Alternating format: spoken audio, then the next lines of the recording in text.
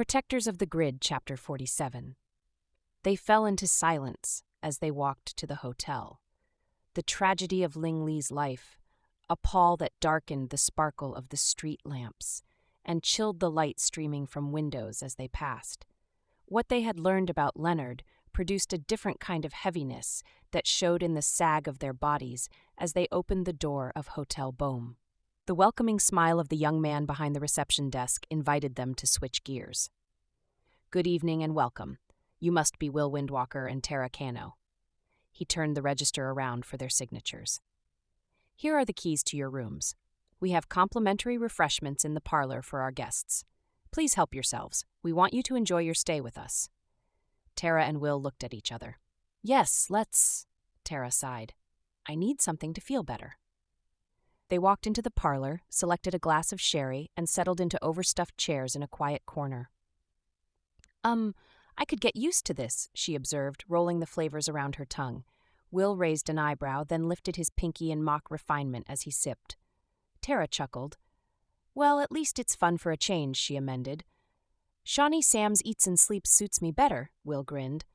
"Oh, I don't know, you clean up pretty well," Tara retorted. Will's grin spread a bit wider. "Pretty pleased with yourself, are you?" Tara thought. They had talked briefly about Ling Li during their stroll through the misty night back to the hotel. Her thoughts returned there now, and she sighed.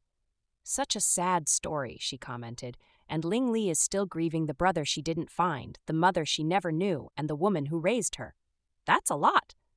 Will simply shrugged. He knew more than he wanted to know of sad stories, and the grieving required to heal them. "It's hard, but she seems pretty clear. That's half the battle, telling yourself the truth." Tara tilted her head and looked at him sideways. In the lobby's soft light, the gray at Will's temples stood out more, especially with his hair captured in a long braid down his back.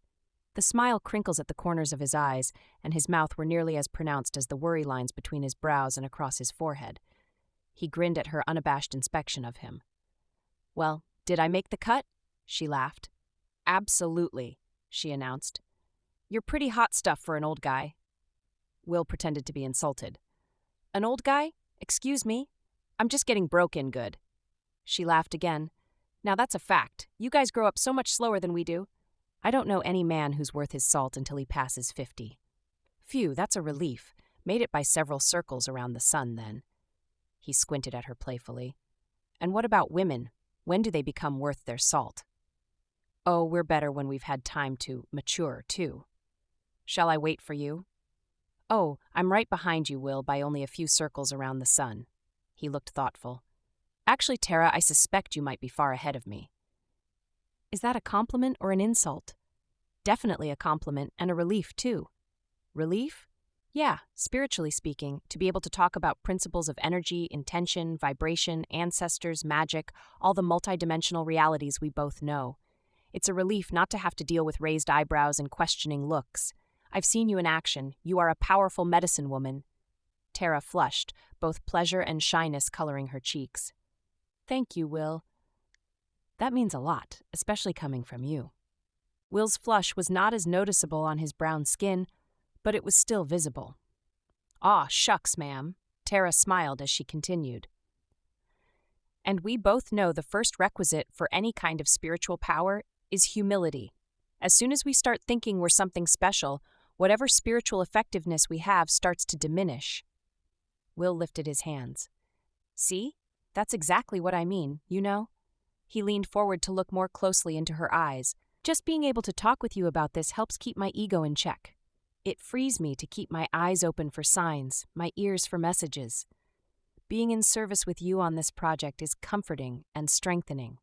Spiritual work can be so lonely at times." Tara placed a palm gently on Will's cheek. "I know.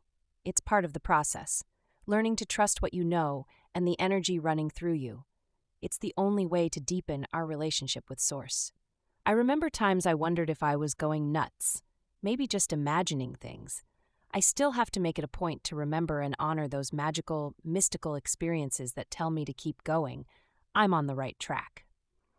Will placed his hand on top of hers. "You are a huge gift to me, Tara. Sometimes folks get the idea that after a certain point on a spiritual journey, you don't have any more doubts.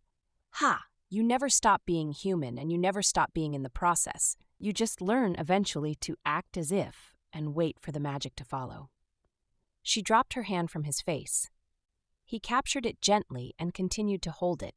A tingle started in her fingertips and ran all the way up her arm. She was disconcerted, not sure she wanted to feel what she was feeling. And sometimes the magic doesn't look anything like you expected. Yeah, that's how you know it's not just you or your imagination. It's something grander and way more mysterious, working with and through you.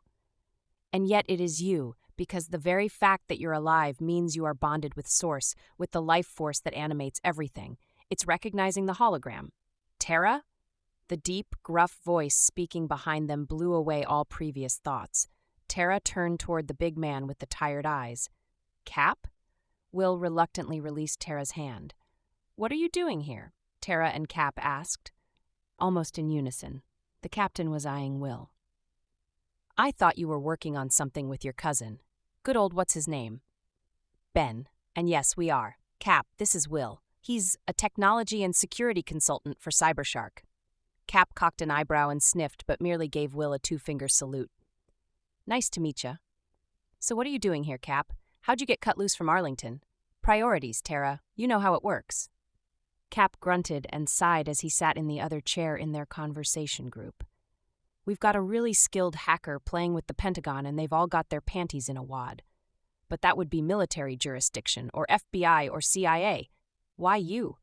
Doing some digging on the side for an old friend. He wants eyes and ears outside the usual channels, just in case there are some rats inside. Rats, Cap? I thought they were called moles? Yeah, smartass, whatever. Tara laughed. So tell us about this hacker. Yeah. Penetrated through what looked like diplomatic channels to an RAND project, some kind of eyes in the sky sort of thing the Pentagon is working on. Tara and Will sighed simultaneously. Which diplomatic channels, Cap? That's another scary piece. China and South Korea. As if things aren't already tense enough between us and them with each other. Could it possibly... Will? Tara shivered, although she was not cold. It's a long shot, but then anything's possible. Cap, like Will says, it's a long shot, but there's this engineer who worked for Cybershark, name of Leonard Langley. Here's what we know. After she finished, they all sat there thinking. Cap rubbed his temples, trying to ease the headache that had begun to pound. It's a really, really long shot, Tara, but there are enough coincidences here to make it worth looking into. I'll get on it first thing in the morning, see if I can find anything to suggest good old Leonard might be talented in computer languages as well as spoken ones. I'll get Joni on it. She's calling me at least 10 times a day anyhow. This'll give her something solid to chew on. Tara knew that Cap was still shy of the word synchronicities. She also knew he had learned over the years not to dismiss anything.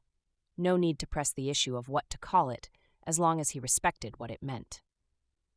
Joni, on the other hand, had no such reservations, at least in conversations with Tara.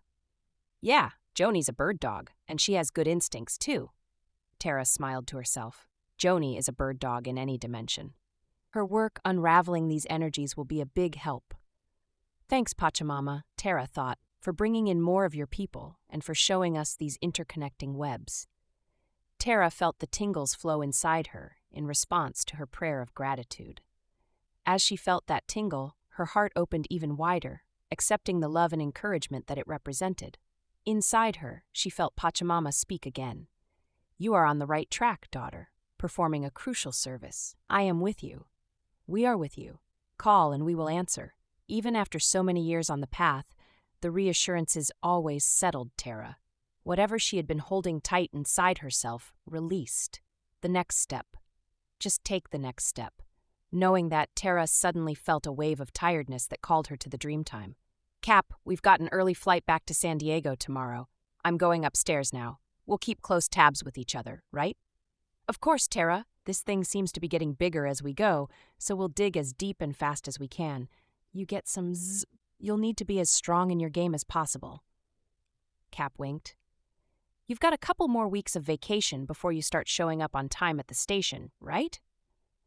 Tara flinched slightly. Oh, drat, but blew him a kiss as she exited toward the elevator.